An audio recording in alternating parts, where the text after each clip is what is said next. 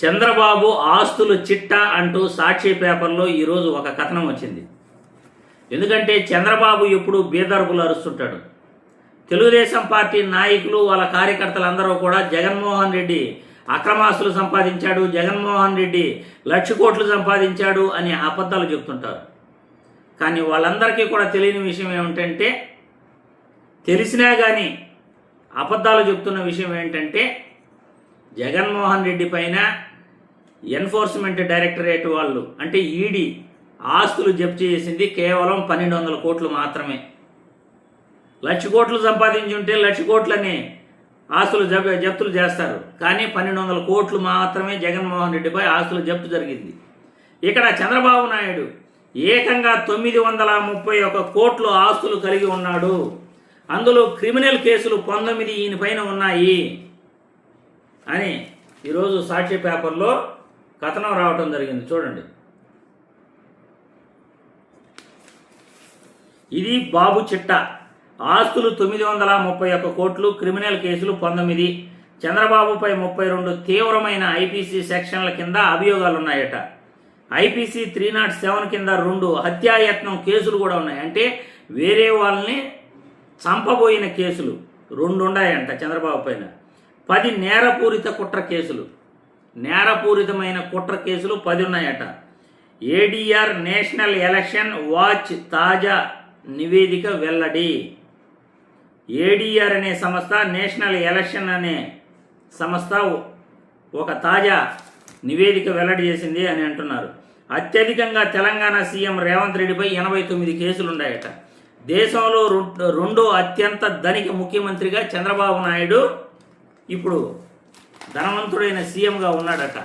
మరి చంద్రబాబు నాయుడు యొక్క ఆస్తుల చిట్టాని ఈరోజు సాక్షి పేపర్లో డైరెక్ట్గా ఏడీఆర్ అనే సంస్థ మరియు నేషనల్ ఎలక్షన్ ఈ 2 రిలీజ్ చేశాయి కాబట్టి సాక్షి పేపర్లో కథనం ప్రచురించడం జరిగిందని వీళ్ళు చెప్తున్నారు. ఇక్కడ న్యూస్ ఏమిటంటే, ముఖ్యమంత్రి నారా చంద్రబాబు నాయుడు 931 కోట్ల పైగా ఆస్తులతో దేశంలో 2వ అత్యంత ధనవంతుడైన సీఎంగా నిలిచారు. ఇదే సమయంలో ఆయనపై 19 క్రిమినల్ కేసులు, 32 తీవ్రమైన ఐపీసీ సెక్షన్ల కింద అభియోగాలున్నట్టు వెల్లడైంది. దేశంలో సీఎంల ఆస్తుల నేర చరిత్రపై అసోసియేషన్ ఫర్ డెమోక్రటిక్ రిఫార్మ్స్ అంటే ఏడీఆర్ సంస్థ, నేషనల్ ఎలక్షన్ వాచ్ సోమవారం సంచలన నివేదిక విడుదల చేసింది. 28 రాష్ట్రాలు, 3 కేంద్రపాలిత ప్రాంతాలకు చెందిన 31 మంది సీఎంలలో మన చంద్రబాబు నాయుడు గారు 2వ స్థానంలో అత్యంత ధనవంతుడైన సీఎంగా ఉన్నారట. చంద్రబాబు నాయుడు అఫిడవిట్ ప్రకారం ఆయన మొత్తం ఆస్తుల విలువ 931.83. ఇందులో చరాస్తులు 810.42, స్థిరాస్తులు 121.41. ఆయనకు 10,32,05,875 అప్పులు కూడా ఉన్నాయట. అందులో 6,04,900 వివాదాస్పద అప్పులు కూడా ఉన్నాయట. స్వీయ ఆదాయం 18,39,721 చూపించారు సొంత ఆదాయం. వీటిలో కేసులకు సంబంధించి 19 కేసులు నమోదయ్యాయి. వీటిలో 32 తీవ్రమైన ఐపీసీ సెక్షన్లు, 80 ఇతర ఐపీసీ సెక్షన్ల కింద అభియోగాలు ఉన్నట్లు ఏడీఆర్ తెలిపింది. ప్రధానంగా ఐపీసీ 307 కింద 2 హత్యాయత్నం కేసులు, 10 నేరపూరిత కుట్ర కేసులు, ఐపీసీ 120B, 5 క్రిమినల్ నమ్మక ద్రోహం కేసులు, ఐపీసీ 409, 4 చీటింగ్ కేసులు, ఐపీసీ 420, విద్వేషాలు రెచ్చగొట్టడంపై 3 కేసులు, ఐపీసీ 153A చంద్రబాబుపై నమోదయ్యాయి. దేశంలోని 31 మంది ముఖ్యమంత్రుల్లో 4 శతకోటీశ్వర్ల జాబితాలో ఉన్నారు. 1 కర్ణాటక ముఖ్యమంత్రి డీకే శివకుమార్ మొదటి ప్లేసు 1413. మొదటి స్థానంలో నిలవ సీఎం చంద్రబాబు 931 కోట్లతో. 2వ స్థానంలో తమిళనాడు సీఎం జోసెఫ్ విజయ్ 648 కోట్లతో. 3వ స్థానంలో అరుణాచల్ ప్రదేశ్ సీఎం 332 కోట్లతో 4వ స్థానంలో ఉన్నారు. మరి బీదర్పులు అరుస్తున్న చంద్రబాబు నాయుడు ఇన్ని ఆస్తులు కలిగి ఉన్నాడు. మరి ఈయన ఈ ఆస్తులన్నీ నెత్తిన పెట్టుకుని పోతారా ఏమో తెలియదు. పిల్లికి కూడా బిచ్చం పెట్టరు.